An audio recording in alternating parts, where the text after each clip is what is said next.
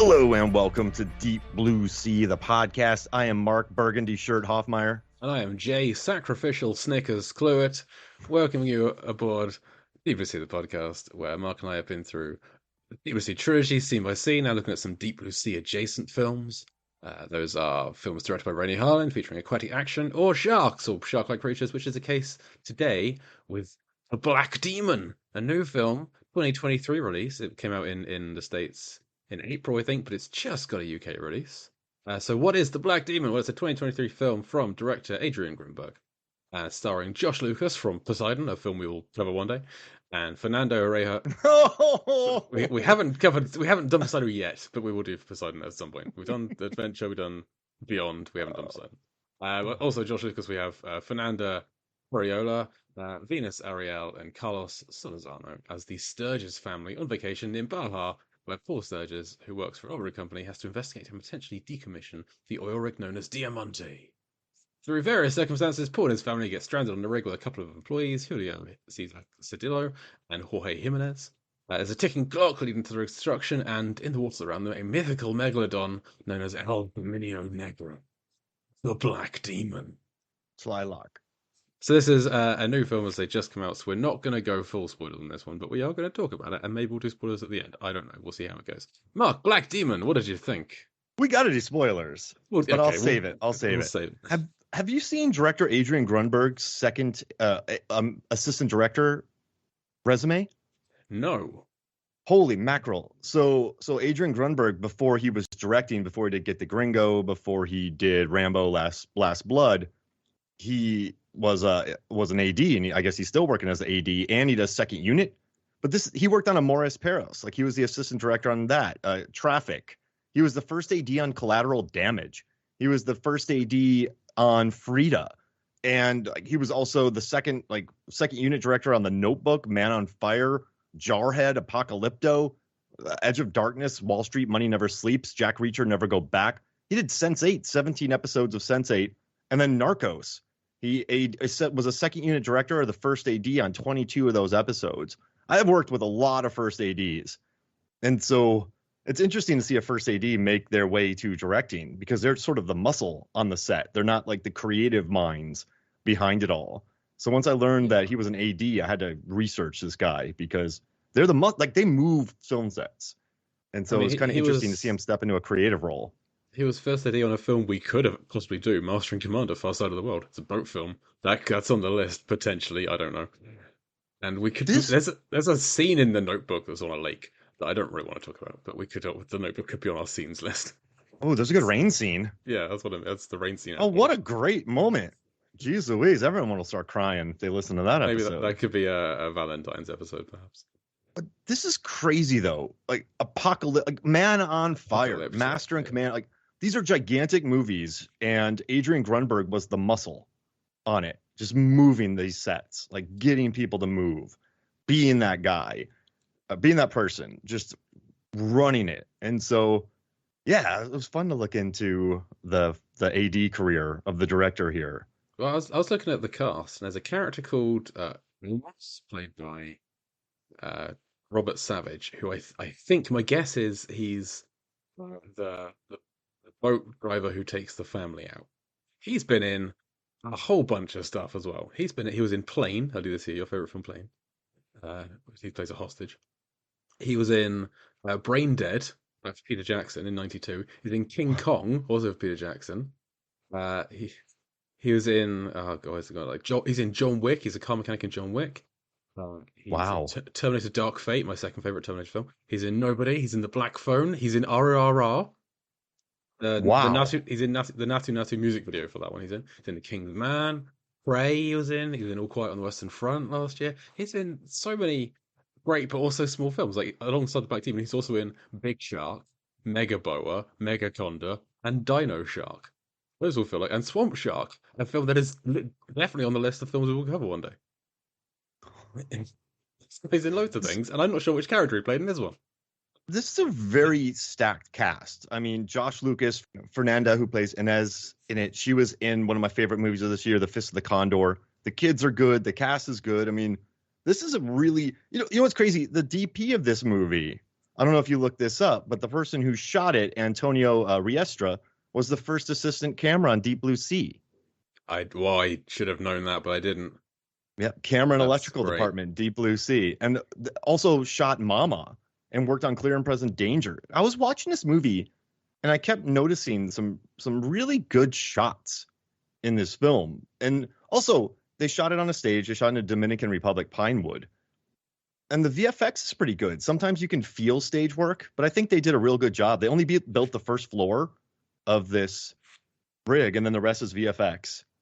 But yeah, it's fun. Like, I dig it. As far as a low budget shark movie that strands the audience in the middle of nowhere, or the characters in the middle of nowhere, this one works.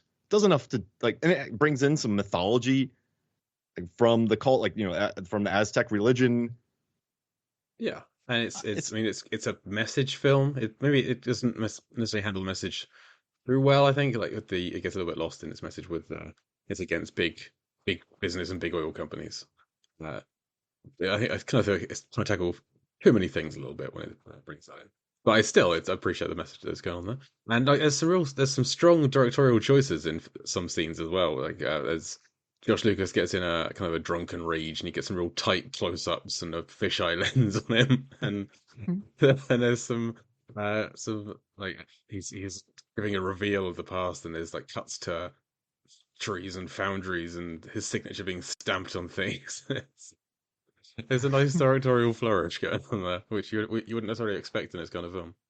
And whenever he takes a drink of the booze, he makes the biggest faces that I've ever seen in my life. Like, wow! I Like love that he's wasted for like 2/3 of this film. yeah. Like because when they get to the rig, there's like a 2.5 hour countdown, and he's drinking pretty solidly throughout. So he is just drunk very quickly and for the rest of the film. He's dehydrated. He hasn't eaten. There's no food to soak up It's like the booze. tomatoes, but he doesn't have any. And then he just chugs. He's just drinking tequila. Yeah, just chugging. And the face, I love the faces. He's like, wow. I love on movies how, well, I guess since I like whiskey, I don't really take a sip of whiskey and act like it's melting my tongue. But I just love in movies when people take a shot of something and it's like jet fuel, jet fuel. See, that's how I am when I drink whiskey. Is like, oh my, what is this? Get this fire out of my mouth. But I'm currently drinking rum, so I'm more than happy to be doing that. Ooh, Sailor Jerry. What? I love some Sailor Jerry. What rum do you have? I mean that's Sailor Jerry is what I'll have if I can't find another spiced rum. I'm currently drinking Two Swallows, which is a nice vanilla caramel kind of spiced rum, which is my current favorite. I've got like four different spiced rums on the go at any given time. Are you a connoisseur? I mean that's a little strong. I like what I like. I like Powers 3 Swallow a lot. I don't know if you've ever had that before. It's a good Irish whiskey. I don't know. I probably won't like it. But very smooth. When I've been to Scotland and I've been to like whiskey places and said I don't like whiskey, what would you recommend? Whatever they've given me, I've hated. So I've tried monkey shoulder, that kind of thing. Oh no! Don't do that. That's what I've tried. That it didn't go well. That's a blend. Like that's pretty harsh. Yeah, I agree. All right, next time I'm out there, I'll give you like I'll trick you and I'll give you like 150 proof. Yeah, try this one. This one's real in between.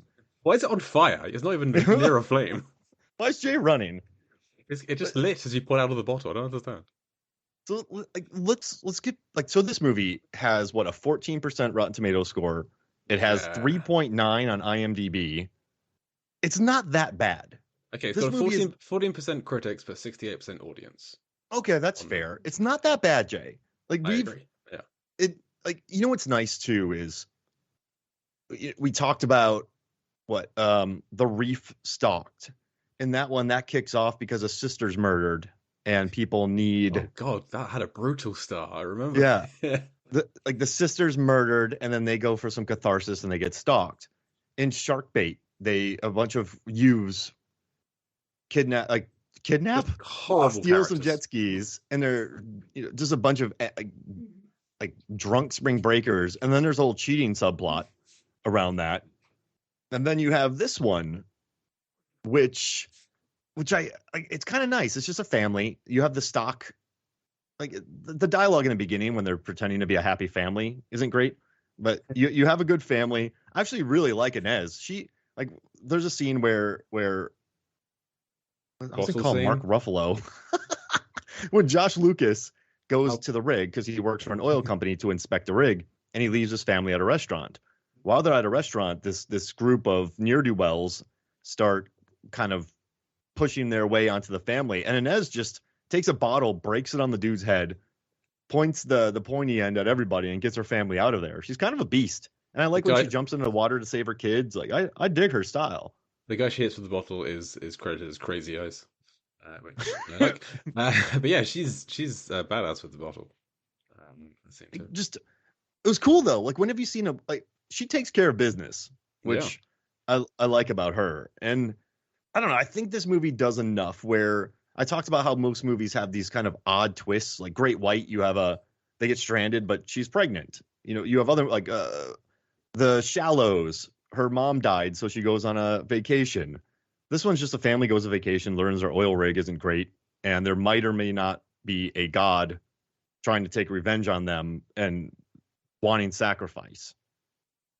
yeah. I I mean, mean, there is outside of the art aspect, there is a secondary plot going on as to why they might have been going out there, which I did kind of like. I like the secondary plot with that involves why the rig's going to blow. But wait, it's. But I've kind of watched this. My wife half watched this with me, and she didn't pick up on that. So I don't think it's overly explained very well. But fine. Yeah, I mean the dialogue of the kids at the start isn't great, but they're just kind of setting up. It's a teenage daughter. It's a young kid. He likes pirates. She likes doing her nail polish. Both of these things will come up later. That's that's about that's about it. But yeah, Inez is cool with the bottle, and I find Josh Lucas hard to like sometimes. yeah, oh yeah, I mean, yeah. he's good at playing people you don't like, and he does a good job here.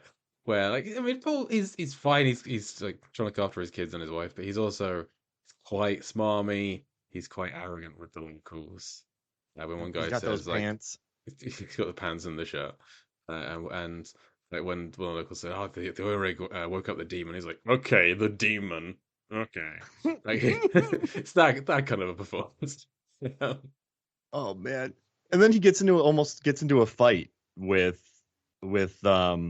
Chato, and he has the craziest fight stance I've ever seen in my life. He has the tight pants, the burgundy shirt, like the nice watch. And he has some Nick Cage like he no wait, he has some Josh Lucas stolen moments Yeah, in I this. still yet to see Stolen, but I knew it would come up because every time he comes up, his hair Josh in Lucas Stolen can comes up. can turn it on, Jay. Like he can turn it on, and he turns it on in this movie. But he's just very good at turning on a guy you wouldn't mind seeing get punched. Yeah, Like, remember like in Ford versus Ford v Ferrari. Ferrari. Yeah, exactly. Oh man, Exactly. he turned it up to 13 in that movie. Like that's smarmy beyond smarmy, Yeah. like smarmy est Like performance. I saw an interview with him for Hollywood News by Cat Hughes, Mhm. where his 10-year-old son said that this was his favorite of his dad's films. And I was thinking, like, right, but what else is it going to be? What other George Lucas film is this kid going to be like? Yeah, Alt is like the is the best. Like Stealth. These these Oh, aren't Stealth. these aren't good films. Oh, I feel so bad. Oh, Sweet Home Alabama. Yeah, like Session Secondhand 9. Lions. Session. Well, no, you're not showing a 10-year-old Session 9. No. This 10-year-old, he loves A Beautiful Mind. It's his favorite film. Like, American Psycho. I mean, he hasn't got a lot of kid-friendly films on his list, I would say. Uh, I do. I will. I know why he took this role though. Like you know that he had like a really eco-friendly home. yeah. Like he's very environmentally focused. Like he moved to what Bali, what like Indonesia. Like Mhm. he like went to a special environmentally focused school. So you can see why he took this film Yeah, because it does have an eco message. it does. And he got to swim with sharks. He went swimming with reef sharks for the role. Just to kind of like nothing dangerous. But like his mask came off and he was like, "Oh, what am I going to do?" But these are like harmless little sharks. So And I like that his character had a hammerhead shark tattoo on his shoulder, Yeah, but showed no affinity for sharks whatsoever. and it was a good one. I looked up to see if that was real, and I think it is. Oh, so that's Josh Lucas's actual tattoo. Yeah, I think Oh, so nice. because when you Okay. type in Josh Lucas tattoo, he has a little cross, but then there's other things of his arm where he has a tattoo right there. So I don't know if they added that on, but this movie doesn't have too much of a budget. I think adding a fake tattoo on every day would just take time and money. Yeah, and also so would covering it up. So just kind of it seems to fit. Let's leave it in. But it is kind of nice having him back. Like he was recently in the Forever Purge. He was in She Dies Tomorrow, Ford vs Ferrari. He's been popping up. It's nice. I like character actor Josh Lucas. Yeah, It's kind of nice. Not stealth Josh Lucas. I mean, I don't like stealth anything. I bought that movie on a 20 pack, I think. I think I have an action thing around here somewhere where it's 20 movies for $7.99. If we were going to And it's a continue part of that. doing on-air adjacent films, which we're not going to do, we would one day have to do an episode on stealth, and I'm happy that we don't have to do that. Yeah, that would. I mean, AI robot. Sure. Give me an AI shot. That $120 million movie. Ridiculous. Yeah. We should just do Stolen. I'm happy to do it at some point. I don't know if it's deeply suggested any time. I mean, there's water in it. We'll find something. There's water in it. That's what becomes the loosest thing ever. Somebody But, has okay, a drink at some point. let's talk about this, Jay. On the directed to streaming low budget shark film scale, where does this rank for you? Okay, so the ones we've done, the ones you mentioned of Sharkbait and The Reef Stalked. I would say this is better than both of those two. Because I hated the characters in Sharkbait, the jet ski stealing twats. I hated them all. And The Reef Stalked. I didn't. I mean, the Sharkbait is the worst of the three. Then Yeah, it's yeah. The Reef Stalked. I liked the audacity of the opening. It's not fun. I haven't thought about going back and watching that film again. I would probably never will because it's uh, uh, not a fun start. Uh, but this has some entertainment stuff. Like, I mean, the boat that drops them off when that gets taken out by the jumping megalodon, that's pretty damn cool. Yeah. Like, that's the most impressive death in the film, I would say. They do a very good job with the visual effects. They know when to use them. I mean, you go underwater and the water's oily and dark, so that keeps things a lot darker and keeps the shark cheaper. I don't think, with a lot of shark movies, you sometimes look at the shark and you go, oh no. I don't think I ever looked at the shark in this movie and went, oh no. No, I've seen some reviews that say the effects are terrible, but I thought the effects were fine. What? And I mean, I did one element that I have not seen any film like this before is when the megalodon is nearby, it makes you see things. I think that is a crazy take to add to this film. I imagine it comes from the lore of the Black Demon. But the things that makes you see are like dismembered body parts. And at one point, there's an eyeball that floats and kind of turns to look at a guy. That made me laugh out loud. Just because it was such a bizarre, like, wait, there's an eye, and it turned to look. What am I seeing now? What's going on here? But I love that that's something they added to this film. Is like, hey, it makes you see things. Can't trust anything. And then he shoots the flare gun Yeah, when there's nothing into the air when he thinks he sees the boats. And like, I mean, it's an odd thing because like, how would you be able to trust? They don't do enough with it. I think. No, they don't. They should have like characters coming in and out. Like you start seeing Tyler Durden or something. I don't know. It's just things you aren't there. People that aren't there. More things, not just hey, there's some boats, but there aren't any boats, and hey, there's body parts, but no body parts, and that's it. Yeah, that's never explained. Like at all. when the daughter falls into the water initially and she sees the body parts, I thought, oh, this water is full of body parts. Same. I was like, wait. And then when Josh Lucas is like, you didn't see anything. I'm like, they're right there. Why is the megalodon leaving these things? Why isn't it? This is food. Why not eat everything? But no, it's just she's in the water for a second and she sees it all around her. You're tripping quick. You're hallucinating fast. Yeah. Yeah, that didn't make sense. Because you're right. That's never explored. But Well, just not enough.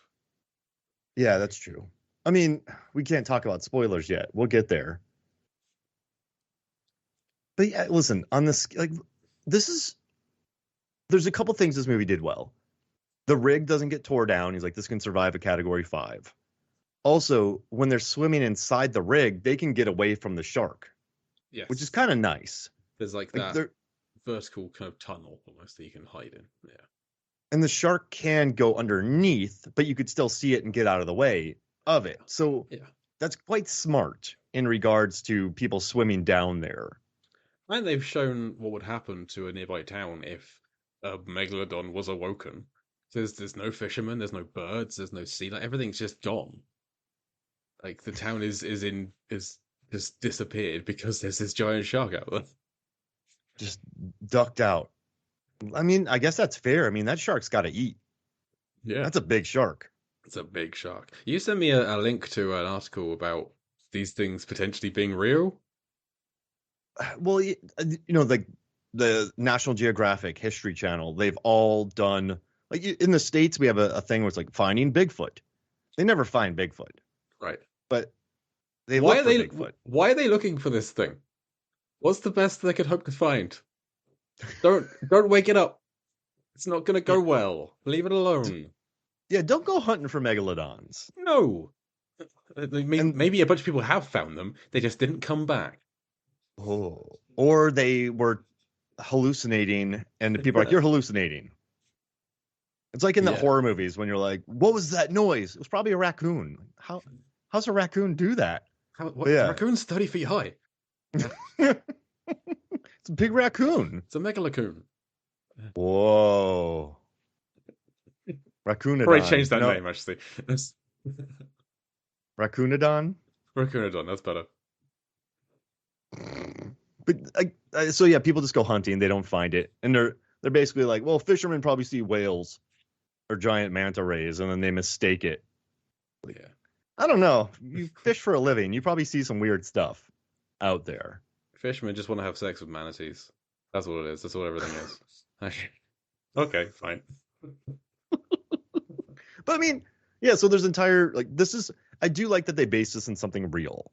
Like, there is, fishermen want to have sex with manatees? What? You don't hear What's that from? That's where like mermaids came from, I think, is people like saw manatees underwater and they thought it was a person. They just hadn't seen a woman for so long. As soon as they just saw a woman on this manatee. That's like some urban myth as to the origin of manatees as being mermaids, I think. Interesting. I thought it was more well known than it is. Do manatees sing and lure people to their deaths? Sure. That'd be an interesting movie. We've already talked about renegade manatees. They came up on a Con Air episode. Yeah. Of course they came up on a Con Air episode. I want manatees come on a Con Air episode. But I guess with this movie, you're right, that people do kind of trip. Josh Lucas's performance is quite loose. But I do like that they took care with this movie. They really did. And the shark looks good. The actors are all uniformly good. The production design, the cinematography, I dig it. I guess like what are they? What's the end goal with this movie? Does that make sense? Like, it's not like The Shallows. That's beautiful popcorn fun. It's just an a-hole shark. There is no environmental message about The Shallows. It's just a vindictive shark. Yeah. Trying to eat Blake Lively. Feature. Yeah. Yeah. Like, what's the goal of it? I mean, is it to let us know? Like, I guess it's no revelation. It's no revelation. Not revolution. Yeah, it's no revelation that humans are the real monsters. Like, that's happened since Night of the Living Dead, Dawn of the Dead. Like, it's happened since humans. Frankenstein. Yeah, exactly. Ever since humans have existed, we are the villains. And like, that's not a real. Like, that's not a new message. Yeah, that's and so surprise. This one, there's nothing there. Oil rigs are bad, right? Or they tear up small towns that are outside of jurisdiction. Maybe it's to raise awareness of. Yeah, I mean, oil rigs. Oil rigs are bad, but they aren't bad because they might wake up monstrous sharks. They are bad for other reasons. And it's good. It's kind of crazy though, Jay. You're an oil rigger. You open up an oil rig. a gigantic shark comes out They leave the oil rig. They go home. and just starts laying waste to the local population. It's like, listen, we had no say in this coming here. Now you're eating all the fish and you're taking all our jobs because you're mad at this oil rig. Do you want us to go blow it up? Will you let me go there? Like, what's Yeah, what? the message isn't well thought out, I guess, in terms of "Hey, it's bad because it woke up this thing. No other reason why it's bad. I mean, I guess that's why no one's seen it because it's just summoned like the Kraken when Yeah, bad things yeah, happen. they say it comes when you call it, and I guess the drilling called it. What's how they're explaining that? It's Hmm. been in some fights. Yeah. I mean, it's I watched this as like the day before I watched Tentacles, which has a very similar. There's an underwater thing that's woken up this big octopus thing. So I'm kind of getting the two mixed in my head. Tentacles, future episode of this podcast, anyway. Definitely at some Beautiful point. movie. Yeah, it's a fun film. Shelley Winters has a giant hat. Uh, but yeah, the message gets a bit lost. Hmm. But it's still fun. Yeah, yeah. I watched it I twice. liked this. Me too. There's 10 minutes of credits. It's I 90 was minutes. I was very happy when he got to the rig and there were more people on there because I was like, yes, more people are gonna die. So when it was just like this family of four, I thought, they're probably all gonna get out of this. Then this isn't the kind of film that's gonna kill a kid. It's true. That's, And the bell scene is fun underwater. I think the mm, VFX look good. You like the two guys on the boat. They talk about their relationship that there's they a had. What dog. I met him 18 years ago. We've been like here. He's always been that. Like they, I'm telling all the performances of this are just formally fine. Yeah, like no And then one's you get really Josh terrible. Lucas going big. Yeah, Josh Josh Lucas is on average fine. Sometimes great, sometimes that's right. He kind of Yeah. balances out, I think. And during his like drunken rant, I really wanted him to get Sam Jackson to just like mid monologue get taken out by somehow the Megalodon just appears, take and pull him down from inside the rig. Um, Well, that'd be amazing. didn't happen, unfortunately. But I guess we have Deep Blue Sea for that. I mean, if you can't match it, don't do it. Right, yeah. And people just be like, how did the shark get in there? It's huge. It's nonsense. It's like the T-Rex getting in the end of Jurassic Park. Everyone was, I just creep up on them. It's huge. It made all the vibrations earlier. Just chill out. They're distracted by velociraptors. Deal with it. I want the end of Mission Impossible Dead Dead Reckoning. Reckoning Part 1 to end with Tom Cruise being eaten by a shark. Okay, and is like Haley Atwell jumping in with a chainsaw, Sharknado style, to put him out. No, he's gone. He's got okay. Tom Cruise Yeah. out. Ethan Hunt, former. Uh, he loses the shark hunt. Yeah. What do you think? This That's is the bad. shark hunt. And it turns out that I don't know, John Voight's still around and he's been planning it. John Voight. Okay. From Remember when Anaconda we were or from going Mission 200 Impossible? miles an hour in that tunnel and it crashed? Well, I hit a rubber patch and I lived. I was wearing a mask the whole time. It was somebody else. I've been Claire Forlani this whole time. She was in the first one, wasn't she? Claire Who's Forlani Claire in the first one. No, She but was. that would be perfect anyway. They You go to a sure? flashback and it's just John Voight walking up to Claire Forlani going, "Here's $20. Play me on this train." I And don't then think that's the whole ending. I could have sworn she was in the first one. I'm just So so Claire unfair. Forlani gets blown up in the 1996 Mission Impossible playing John Voight. Am I thinking of Kristen Scott? I think I'm thinking of Kristen Scott. Yeah, Or, yeah, same. or They were both Emmanuel an English Baird. patient. I don't know. Yeah, I don't think about the English patient. Um,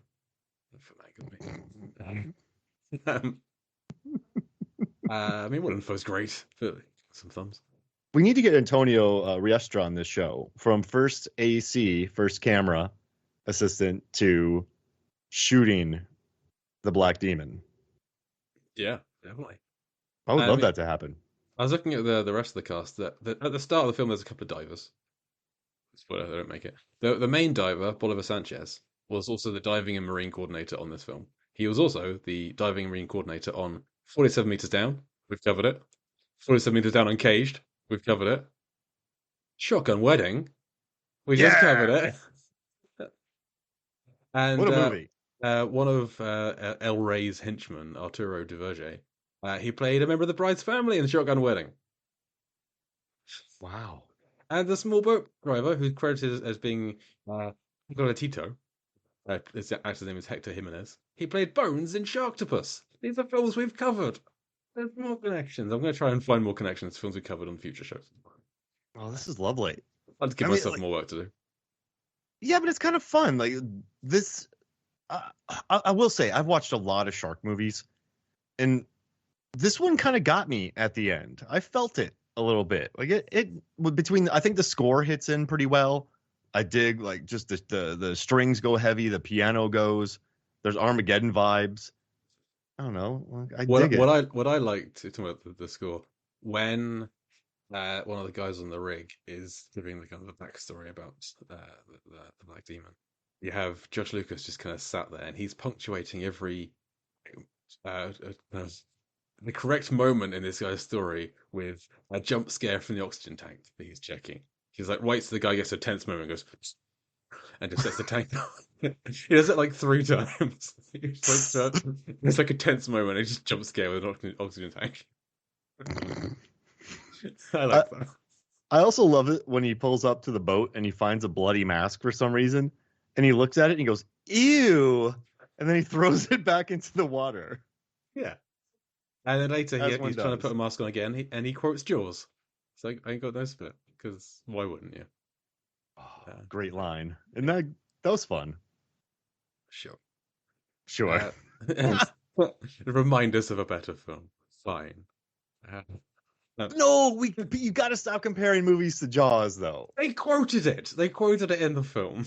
This movie knows it's not Jaws. Like, you can't watch a high school baseball game and then be like, well, it wasn't as good as the Yankees winning the World Series. Sure. And like, it's too. I'm not saying these people aren't capable of that. These are people who've worked on giant films, but this movie's not trying to be Jaws. No, it's just the fact that he quoted it maybe at that point, thinking, "Oh, like in Jaws, a better film." Which, in Deep Blue Sea we have the license plate being the same one from The Shark, but Deep Blue Sea is a better film than Jaws, so we've established that. Deep Blue Sea is amazing. It really is. What a great movie. Hey, well, we should talk about it more, Jay. We should. Maybe we will. Do you want to jump into spoilers here? Let's get into some spoilers. All right, so here we go. Spoilers. Spoiler country. Spoilers. So there's a bomb. If you skip 15 seconds, we're almost there. We're still going to spoilers. Yeah. So there's a bomb on the rig, and the bomb they've sent him there to check this rig because they're trying to kill him. The oil company. Blow him up. I love this so much. Like, it's not just he's decommissioning it. There's a big shark. Oh no! There's a murder plot. So attached to, like, he'll be there. There might be people still there. I don't know. The rig's not good. He's signed all the paperwork because we made him. And then he's got to get past this bomb as well. I loved it. They're just going to blow him up. It makes me... And also, and it's an oil rig, so that's going to blow up. Oh, man. And when everyone's going, we need a sacrifice. The whole movie, I know Josh Lucas was done. Like, the dad gets sucked out of a little boat that the kid puts in the water. But I got to say, when he grabs the weight vest... I like when he's working on the rig, actually, when he figures out how to kind of block the flow and sort of get the power back on. That's probably the most interesting stuff in the movie for me. Yeah, it shows that he didn't just kind of fall into this role. He actually knows how these things work and maybe worked his way up. Maybe started there, then finally got the big job, condemned everything on this place, and they're like, no. Yeah, sure. So, because he knows how all of the pipes work. He can't turn a wheel. But he's lost all physical strength he may have had in his arms at any point, but he knows how to do things with his brain instead. So, and by the end of the film, he turns a wheel. That's his arc. He can turn a wheel now underwater. He's manned up, Jay. He would have been stuffed in Aquatica. There's nothing but wheels in that place. Every door's a wheel. He'd have been fired. He wouldn't get in. He's stuck outside. He'd survive. Hey, where's the corporate guy from the from the rigging construction place? I don't know. He's supposed to be here yesterday. They find him outside, just Just waiting by hammering the on the door. gate. Yeah, he's giving the gate ominous looks all day. Guys, I can't turn this knob. Oh And man. I liked the daughter fixing up the raft with the acetone and Yeah. the polystyrene. That was nice. I don't quite get how she does her nails a lot, therefore she knows nail varnish remover takes off nail varnish. That's what acetone is. But where the leap from that to mix it with polystyrene, it becomes a good paste is a bit of a jump. I'm going to assume that she did something like that in school, or I don't know. I've nothing against her knowing that, but when she puts her little nail varnish down and says, I knew you'd come in handy, I was like, no, not especially. Uh, that's not how you know Robotics this. camp. Robotics camp. Yeah, She went to, I don't know, some summer camp. you don't That's know this because you do your nails. That's not a thing. At least it gave her something to do, which is nice. Yeah, I mean, I like that she had the idea. I like that it worked. She's just doing science. It's great. She could just be good at science. You know? Yeah, they never throw that line in there. But still, because when I saw that bottle, I'm like, that's gonna be used later. Yeah. Well, Check out acetone. that was her only thing. Was she just sits around with her nails and is annoyed at her brother. that's, Oh, that's the facets of her personality. I want to see a movie where the brother and sister like each other. Well, I did appreciate that they aren't always at each other's throats the whole time. That they have a little moment of uh when them against the parents because the parents are like, oh, we went to this hotel 15 years and 9 months ago, wink wink, they're like, oh, you just married the woman you knocked up, and the siblings have a little like, yeah, and do the fist bump kind of thing. So they do have something. It's a little hokey, but it works. Yeah, yeah, that's true. I guess they're not. These are good kid actors. Like Yeah. this is my problem with this. There's no problem with this movie. It's fine. It's totally fine. I just don't think it doesn't feature a shark being kidnapped. It doesn't Yeah. feature it There's no surprise deaths. Everyone who dies, you kind of think, yeah, that's a death that's gonna happen. That's gonna, the two guys go down in the sub, one comes back. That kind of makes Mhm. sense. The boat sails away and it gets eaten. The two divers at start get eaten. There's no like, that happened moment. The biggest jump scares are just Josh Lucas with an oxygen tank. Yeah. I mean, I liked how kind of morbid the little kid got, like as he was going on, saying, doing his sacrifices. These Aztecs used to rip out these kids' fingernails before slitting their throats. It's like, Jesus, kid, come down. Like, You started read bringing something that up. else. And the kid saw that the dad died too, so the kid knew the dad was toast. Yeah. Yeah, and then it starts raining at the end. Yeah, I didn't like the boat got sucked down again right at the end. Like, it might be a sequel. No, stop it. One film. Don't do Yeah, any more. well, why would it even like that defeats the purpose of the Right. entire movie? Blowing it up, it woke up another one. Uh, A megalodon. Oh, no, like a kraken this time. yeah, sure. Purple Kraken. Whoa. Whatever that is in Spanish. But I do love at the end when he's eaten the wide shot of him being swallowed, and then when he's swimming, the shark coming up beneath. There's some actually really cool shots in this movie, and they took. You know what my problem is a lot of time with lower budget films is I don't think they handle their budget well. Like I think they're a little too ambitious, or the budget shows. But I think Adrian Grunberg and all the DP and production designers and actors, I think they understood the situation, knew exactly what they had to make. Since Adrian Grunberg's an AD, as a director, he just moves the set. So I think they were able to be very efficient. This movie did not definitely, it didn't creak under its budget, and they used it really well. Like in Great White, you can tell that some scenes are on a tank, like just blatant tank work, and it kind of crushes my soul a little bit. But I think the one thing I admire most about this, and if I ever talked to anybody who worked on this, just getting the most out of what they had. Like I really dig that. That's probably my favorite thing about this movie is just knowing how they balance the budget. And I like the lighting in this movie. I think, yeah, it's all uniformly good. It's cool. I love that, Great White is a film that exists. We have both seen it. We have no desire to ever talk about it on this show. It's just Don't make me do it. no, not gonna. I've seen it once and I don't want to watch it again. Like we do a podcast about shark movies. It's like, nah, we're good. That one we'll skip that one. There's another dead bro. Is there like a dead brother in that movie or a dead sister Probably. in I that mean, movie? it's like everyone dies apart from Trina Bowden. Oh man, that movie. Oh man. Don't watch Great White, listeners. You don't do it. Yeah, do not watch Great White. So Jay, like there's so many shark posters and this isn't great Hmm. podcasting, but before we get out of here, like where does this rank amongst shark posters for you? Because the poster for this movie, I mean, it's pretty good. It's people on an oil rig watching. Yeah, you have the family quite calmly watching this giant shark about to eat somebody swimming in the water. It looks So like a female swimmer. yeah, which is not something from the film because there are all of the female characters in the film are stood watching the shark. But this is maybe just another callback to Jaws. The class, most shark movie posters are a callback to Jaws of the swimmer, generally female, being approached by a shark. You know, like even Deep Blue Sea is that. 40 Meters Down is that. Great White is that. Shark. Every shark movie poster is kind of the same. I think it's generally a shark swimming towards somebody who doesn't yet know that they're about to be eaten by a shark. The one nice thing about this poster is the shark isn't comically big. Like so in the poster, remember the poster for Deep Blue Sea 3? Yeah. How big that shark is?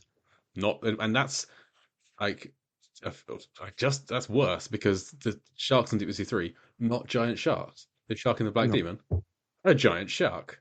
So it makes sense that it's a bit bigger than a person. It's big enough to eat a person because the shark in the film is big enough to eat a person. You know, the Deep Blue Sea poster where it's about to take out Saffron Burrows, that's bigger than it is in the film. Why do they do that? Just to increasing the peril. I don't know. Can we Uh, sue?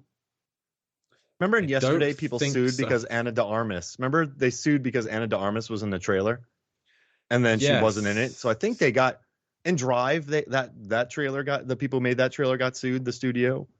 I heard on this is like old but the James Bonding podcast, people sued when they bought a box set that said it contained every James Bond film, but it didn't contain Never Say Never Again or the Woody Allen Casino Royale.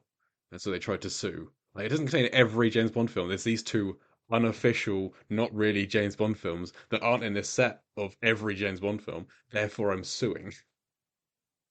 Oh, I don't think that's I think dirty. we have more grounds than that. But what have we really lost? What are we suing for? Emotional damage? The shark's too big, and it I think wasn't they that got an big. angle. They got an angle. Well, it's an angle, Jay. People don't need it. Like you and I are severely distressed because the sharks on the poster of Deep Blue Sea 3 are not as advertised. I mean, you live in a far more litigious country than I do, and that's not how we do things in England. We don't sue people for this kind of thing, but in America, fine. I think our lawsuit would die pretty quickly because you and I Sure. both love Deep Blue Sea 3 and we've talked about it many times with people from the movie. And So yeah, we have like upwards of 11, 12 hours worth of us talking about it. Never did we mention we didn't like the poster.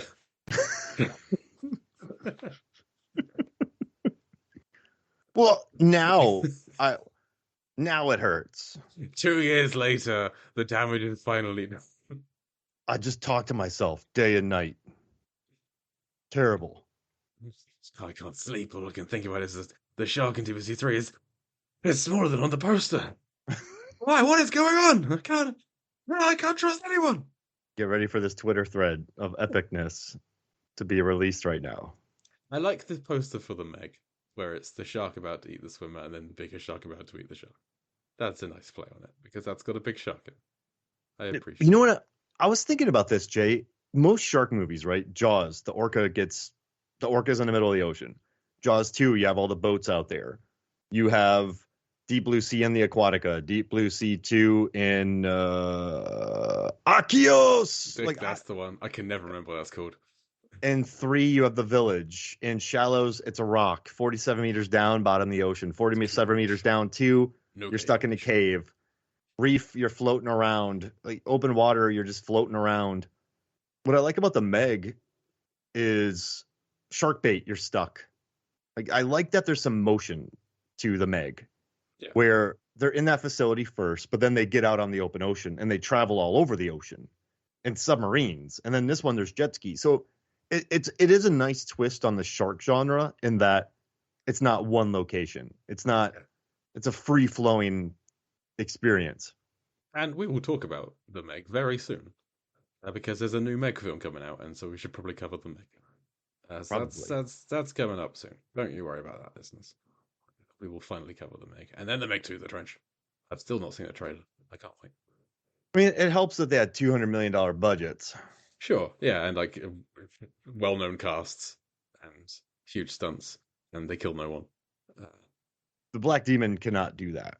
No, yeah. The Black Demon is lucky to have an actor I recognize.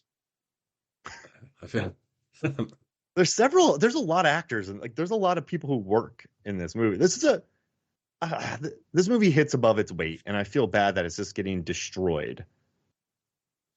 yeah, I do. This does feel like the kind of film where like you want to watch a shark film. This is a pretty good shark film. I don't know what more you. Yes, there's less shark stuff in it than you might expect there to be, but there's still some pretty good shark stuff. And an Remember though eyeball. that John Pogue said that they got attacked for their environmental message.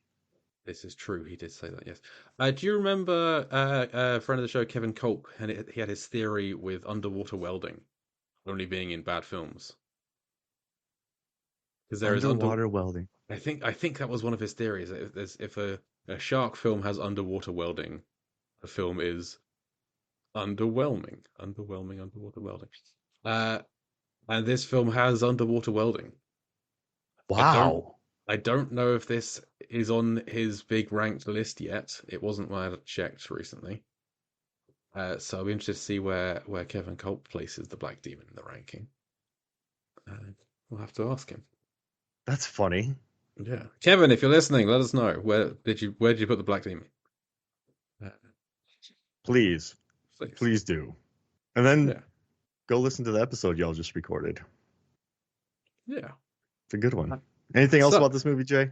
Well, I have a pretty long list as to how this film is like Deep Blue Yeah. Sea. This is a A5 page. So settle down. So it's in a similar setting with like stranded in a workplace in the middle of the ocean. There's some shots from the shark's POV, which I always love. People are eaten by shark. They pray to and acknowledge a god. There's a guy on the radio. There's a pet on the rig. There's a little dog. It's not a bird, it's a little dog, but still it's a pet. The detached limbs or arms.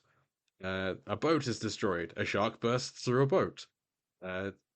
We get a rig exposition sequence of somebody explaining where everything is, but the main thing is it's all broken, nothing works. It's a brief exposition sequence, but it's one nonetheless.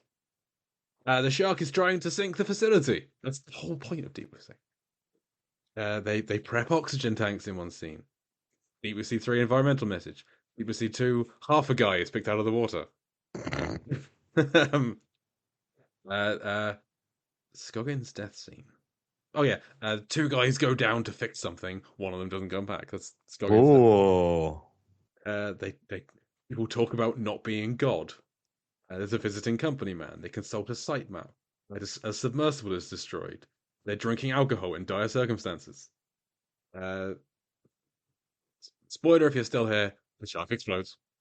The boat arrives at the end. And before the final climax, everyone stands in a circle, holds hands, and prays. Yes. It's the most Deep Blue Sea thing ever. If like the quoting of "I got no spit" Jaws, I feel like they may have said, "I have a Deep Blue Sea nod. Let's all stand in a circle, hold our hands, and pray. We've got to do it." That made me so happy when they did that too. Me too. So that's a comparisons, but how deep and how blue? How deep and blue is it? How deep and how blue is it? So Mark, as you know, as everyone knows, Deep Blue Sea, 14.5 meters, 47.5 feet deep, 31% blue. Do you think is the Black Demon deeper and or bluer than Deep Blue Sea? No and no. Correct, but only just. It's close. Oh. So depth-wise, Deep Blue Sea, 14.5 meters deep. This is 7.24 meters deep. So it's about half as deep. But on the ranking, they're next to each other. This is the next one to Deep Blue Sea. Because there are a bunch of stuff where they go down deep in the water. I kind of looked up.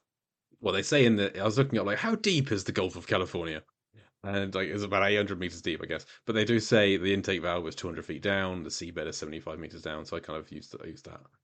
So thank you to the scriptwriter for putting that one line of dialogue in there. 'Cause it made my job a lot easier. But they're not down there very long, and they're mainly up on the rig or up on the ocean floor. So yeah, about 7.24 meters or 23.75 feet deep. And blue eyes, when they're underwater, pretty darn blue a lot of the time. But most of the time they're not under the water. So it works out 26.44%. So depth wise, this is deeper than Beyond the Poseidon Adventure, less deep than Deep Blue Sea. And it is bluer than Cutthroat Island, less blue than the Sea Beast. Wow. So yeah. So that's the Black Demon. It's available everywhere now, pretty much. Like Blu-ray, DVD, streaming, probably. Go watch it if you like it. How burgundy is Josh Lucas's shirt? Quite. It's 100% until he changes his shirt. It's a burgundy shirt.